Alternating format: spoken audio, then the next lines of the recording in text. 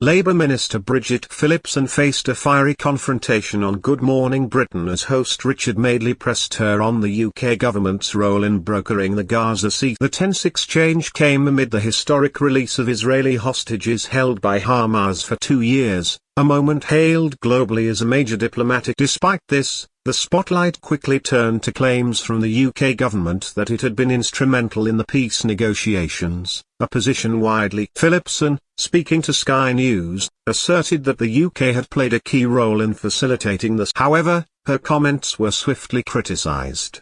The US ambassador to Israel, Mike Huckabee, described her claims as delusional, while the Israeli government suggested that the UK's recognition of Palestine had, in fact, undermined the peace process rather than advance. These statements cast doubt on the credibility of the government's public narrative and provoked sharp questions. Madeley confronted Hamish Falconer, Phillipson's representative on GMB, pressing him to clarify the UK's actual involvement. Falconer defended the government, stating that the UK had indeed contributed to the peace process and that today's focus should be on the broader breakthrough rather than the assignment of credit. He emphasised that President Trump, his team, and other mediators had played crucial roles, while the UK's participation, although less visible, was still meaningful. The host, however, remained unconvinced, pointing out that both the US ambassador and Israel's deputy foreign minister had openly contradicted Phillips. It's not just a difference of opinion.